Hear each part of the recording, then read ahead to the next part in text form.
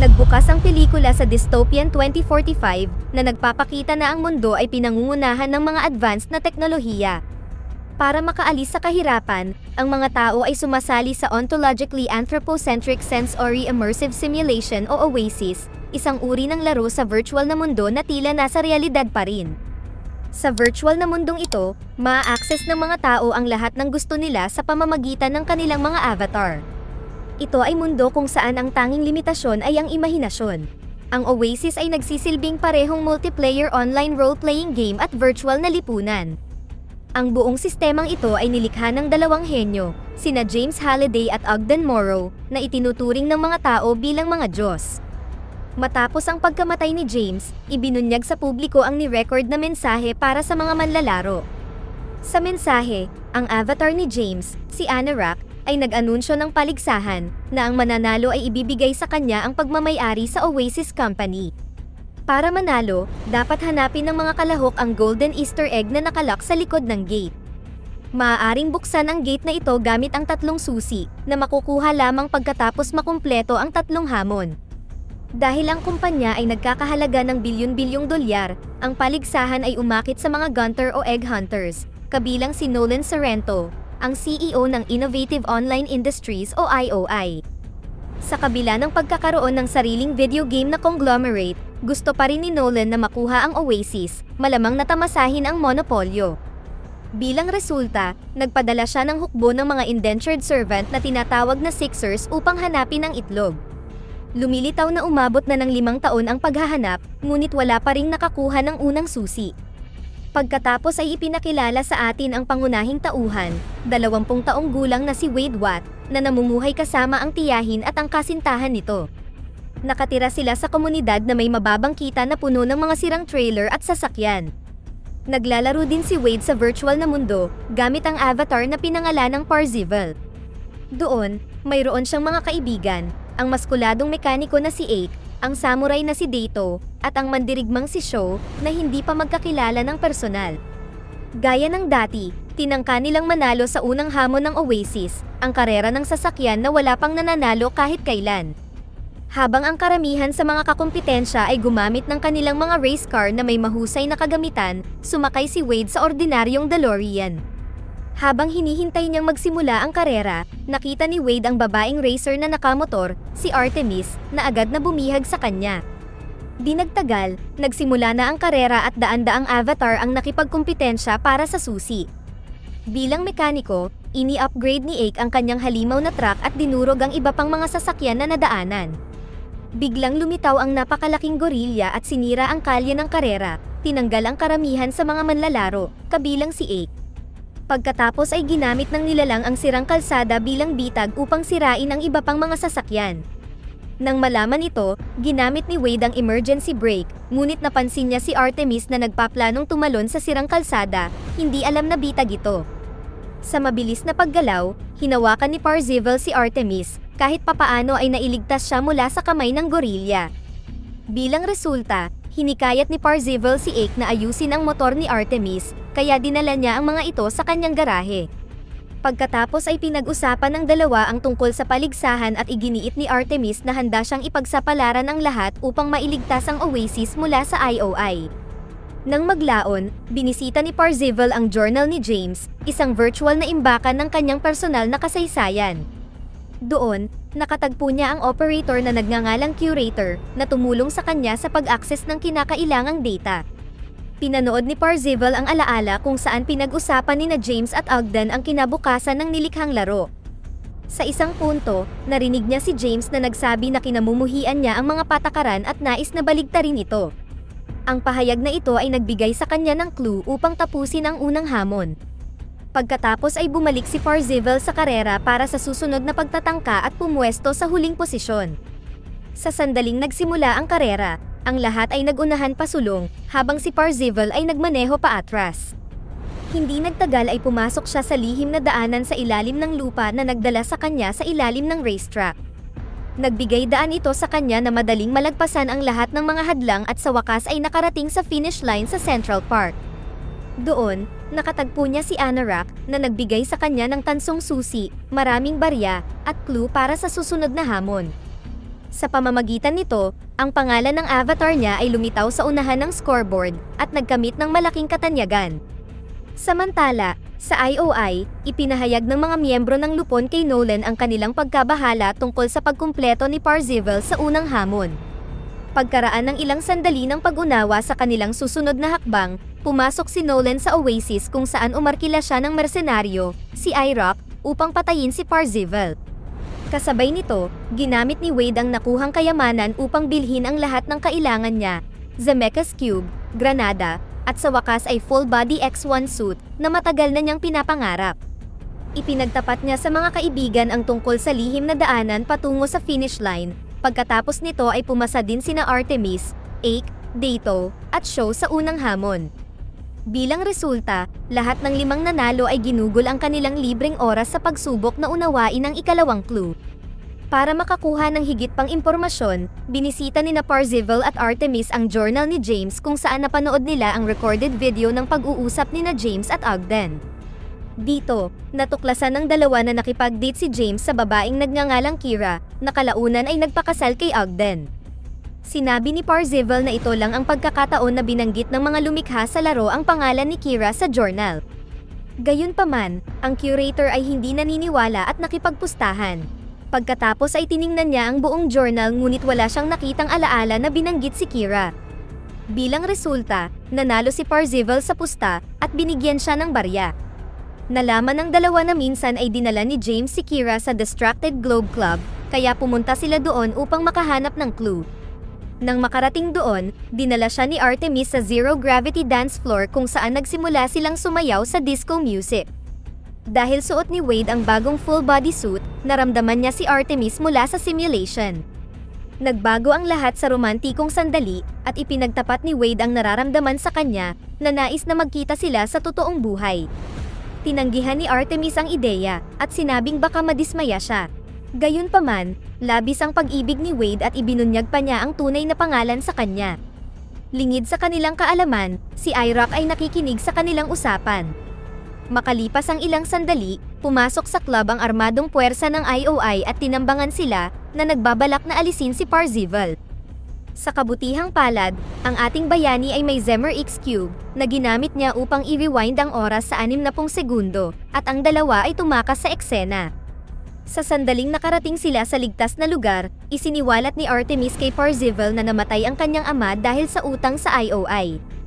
Sinabi din niya na ayaw niyang magambala sa kanyang misyon na maunahan ng IOI sa paghahanap ng itlog, at layunin na maiwasan na matulad ang ibang mga tao sa sinapit ng kanyang ama.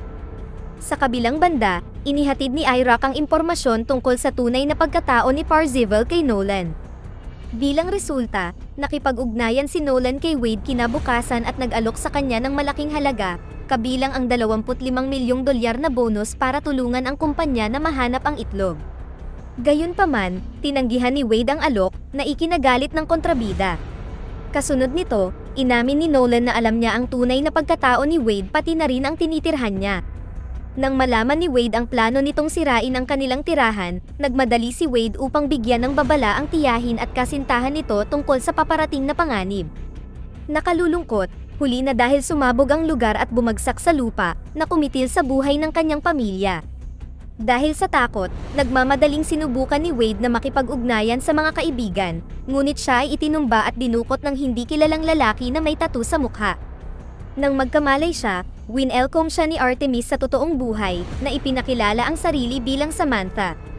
Kasalukuyan pala siyang nasa hideout, na pag-aari ni Samantha at ng mga kapwa rebelde nito. Pagkatapos ay dinala niya si Wade sa rooftop at ipinakita ang punong tanggapan ng IOI, ipinaliwanag din sa kanya ang tungkol sa kanilang operasyon. Sa gitna ng kanilang pag-uusap, hindi komportable si Samantha dahil sa malaking birthmark sa mukha niya, ngunit tiniyak sa kanya ni Wade na hindi siya nadismaya. Nang maghahalikan na sila, may biglaang napagtanto si Samantha tungkol sa clue. Ayon sa kanya, ang clue na "The Lip Not Taken" ay tinutukoy ni James na hindi gumawa ng hakbang para makasama si Kira. Pagkatapos nito, nagkita-kita ang grupo ng 5 magkakaibigan sa Oasis at tumungo sa journal ni James. Pagdating doon, tinanong nila ang curator tungkol sa pelikula na maaaring dinala ni James si Kira sa kanilang date upang manood. Matapos suriin ang lahat ng mga pelikulang iyon, napadpad sila sa isang pelikula na tinatawag na The Shining. Pagkatapos ay idinirekta ng curator ang grupo sa lugar ng The Shining, at napunta sila sa liblib na hotel. Sa paniniwalang ang pangalawang susi ay nakatago dito, pumasok sila sa loob upang makuha ito. Si Ake, na hindi pa napapanood ang The Shining, ay walang ideya tungkol sa kung ano ang naghihintay sa kanila. Di nagtagal, ginambala siya ng kambal na bata, na umakit sa kanya palayo sa grupo. Pagkatapos ay pumasok siya sa isa pang bahagi ng hotel kung saan may nagtangkang pumatay sa kanya. Ngunit sa kabutihang palad, sinagip siya ng mga kaibigan at pumunta sila sa ballroom. Doon, nakita nila si Kira na sumasayaw kasama ang grupo ng mga zombie sa malaking hukay. Naalala ang clue, tumalon si Artemis, habang ang iba pang grupo ay kinaladkad palabas ng hotel. Sa kalaunan ay nalampasan ni Artemis ang mga zombie at inanyayahan si Kira na sumayaw, isang hakbang na hindi nagawa ni James. Kasunod nito, lumitaw si Anorak na nagbigay sa kanya ng jade na susi sa susunod na clue. Ang iba pang miyembro ng grupo ay sumunod sa kanya at nakuha ang kanilang sariling susi. Lumitaw ang balitang ito sa scoreboard, kaya napagtanto ni Nolan na buhay pa si Wade. Galit na galit, inutusan niya ang isa sa mga kasama, si Fanale, na propesyonal na assassin, upang patayin si Wade. Agad na kumilos sa kanyang misyon, unang tinunton ni Fanale ang lalaking may tattoo sa mukha na kumuha kay Wade kanina. Siya at ang puwersa ng IOI ay sinundan siya sa hideout ni Samantha at tinambangan ang mga teenager. Sa desperadong pagnanais na iwasang mahuli, dinala ni Samantha si Wade sa lihim na daanan na nagdala sa kanya sa labas. Sinabihan siya ni Wade na samahan siya, ngunit nagpa siya si Samantha na manatili upang bigyan siya ng sapat na oras. Dahil dito, nahuli si Samantha at dinala sa pasilidad ng IOI upang bayaran ang utang ng kanyang ama. Samantala, si Wade ay nakatagpo ng isang babaeng nagngangalang Helen, na ipinakilala ang sarili bilang ang kanyang matalik na kaibigan na si Ake mula sa Oasis. Pagkatapos ay dinala siya sa van kung saan nakilala niya sina Toshiro at ang 11 taong gulang na si Shoto, na sina Dato at Sho mula sa Oasis. Magkasama silang tumungo sa pasilidad ng IOI upang iligtas si Samantha. Ang eksena ay lumipat sa pasilidad ng IOI kung saan nakakulong si Samantha sa isa sa mga silid, na pinilit magtrabaho para sa kumpanya.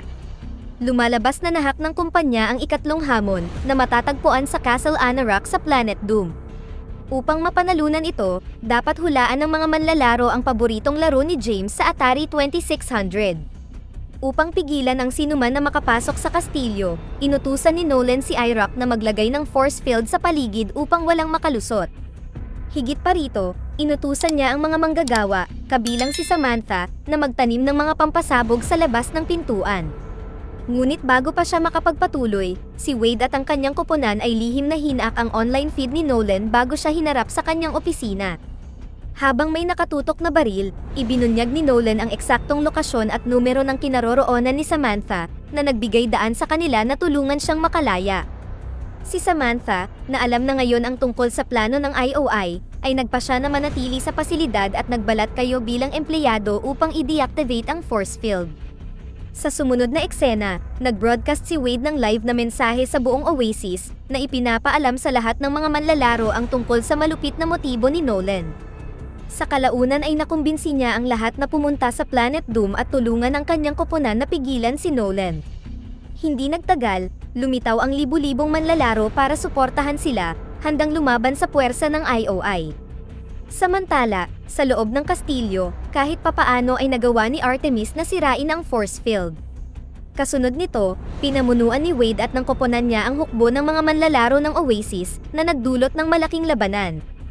Nang makitang unti-unting humihina ang kanyang puwersa, isinuot ni Nolan ang Mechagodzilla armored suit at sinimulang pabagsakin ang mga manlalaro.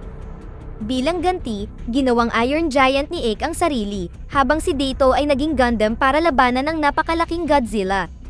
Sa tulong nilang dalawa, naghagis ng granada si Artemis sa sistema ni Godzilla, at pinasabog siya. Nang makita si Artemis sa Oasis, napagtanto ni Nolan na si Samantha ay nasa loob pa rin ng pasilidad ng IOI at sinimulan siyang hanapin. Dahil dito, nag-alala si Parzival para sa kanyang kaligtasan kaya sinadya niyang patayin si Artemis, na nagpahintulot sa kanya na tumakas sa pasilidad at muling makasama ang iba pang grupo sa van ni Helen. Bilang resulta, sina Parzival at Shaw ay pumasok sa loob ng kastilyo kung saan nakahanap sila ng Sixer na sinusubukang ipasa ang huling hamon. Pinanood nila siyang naglalaro ng video game na tinatawag na Adventure, kung saan siya ay nanalo ngunit nabigo pa ring makuha ang premyo. Nang masaksihan ito, napagtanto ni Parzival ang paraan upang makapasa sa pagsusulit na ito. Gayunpaman, bago siya makapagpatuloy, namagitan si Nolan na sumubok na suhulan siya ng isa pang beses. Nang muling tumanggi ang bida, hinila ni Nolan ang trigger ng catalyst bomb na binura ang bawat avatar, kasama ang kanyang sarili. Bumalik sa totoong mundo, masaya si Nolan na ang lahat ng mga kakumpetensya ay natanggal. Gayunpaman, panandalian lang ang kanyang kagalakan nang malaman niyang nakaligtas si Parzival gamit ang extra life coin na napanalunan niya sa pusta ng curator. Pagkatapos nito, nagsimulang maglaro si Parzival ng Adventure, habang ipinapalabas ng Oasis ang kanyang pagganap. Ayon kay Wade, ang layunin ng huling hamon ay ipagpatuloy ang paglalaro hanggang sa matagpuan ang nakatagong Easter egg. Sa kalaunan ay nahanap niya ang itlog, at nakumpleto ang huling hamon. Bilang resulta, nagpakita si Anorak at ibinigay sa kanya ang panghuling susi. Samantala, sa totoong mundo, nahanap ni Nolan, Finale, at ng puwersa ng IOI ang sasakyan ni Helen. Tinangka nilang harangin ang mga ito, habang sinusubukan ni Helen ang kanyang makakaya na tumakas. Sa Oasis, binuksan ni Parzival ang gate gamit ang lahat ng 3 susi at pumasok sa treasure room na puno ng mahahalagang bagay. Pagkatapos ay inalok siya ni Anorak na pumirma sa kontrata na ipagkakaloob sa kanya ang pagmamayari sa kumpanya. Nang pipirmahan na niya ito, bigla niyang naalala kung paano pinilit ni James si Ogden na pumirma sa kanyang share sa kumpanya, isang aksyon na sa kalaunan ay pinagsisihan niya. Hindi gustong ulitin ang kasaysayan, tumanggi si Parzival na lagdaan ang papel. Sa sorpresa ng lahat, ito ay lumitaw na isa pang pagsubok na nalampasan ni Wade. Ang buong lugar ay nag-transform sa silid ng pagkabata ni James, kasama si Anorak na naging kanyang tunay na avatar. Sa loob ng silid, ipinakita ni James ang pulang pindutan na maaaring sirain ng Oasis magpakailanman. Higit pa rito, ibinigay niya kay Parzival ang Easter egg, habang binibigyang diin ang kahalagahan ng tunay na mundo kumpara sa virtual na mundo. Bago umalis, hinikayat siya ni James na huwag iwasan ang tunay na mundo tulad ng ginawa niya. Sa sandaling iyon, nak-corner ni Nolan ang grupo, ngunit nang makita niyang hawak ni Wade ang golden egg, nagulat siya at sumuko. Kasunod nito, siya, kasama si Finale ay inaresto ng mga awtoridad dahil sa iligal na aksyon. Pagkatapos ay nagpakita si Ogden at binati si Wade para sa kanyang tagumpay. Gayunpaman, nagdahilan si Wade at naglaan ng ilang sandali upang halikan si Samantha, ipinagtapat ang pagmamahal para sa kanya. Nang maglaon, ibinigay sa kanya ni Ogden ang tunay na ownership paper at sinabi sa kanya na pirmahan ito.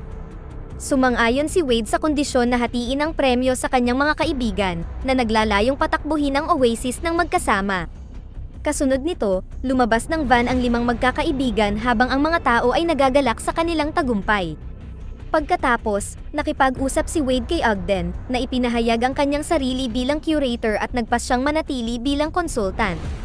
Ang pelikula ay nagtapos sa mga bagong nagmamay-ari ng laro, na ngayon ay nagpasyang isara ang Oasis 2 beses sa isang linggo upang ang mga tao ay gumugol ng mas maraming oras sa kanilang mga mahal sa buhay sa totoong mundo. Dito na nagtatapos ang ating kwento. Sana ay nagustuhan nyo, mag-subscribe na kung hindi ka pa nakasubscribe, pindutin na rin ang notification bell at like button upang matulungan ang channel, and leave a comment down below, and as always, thank you for watching.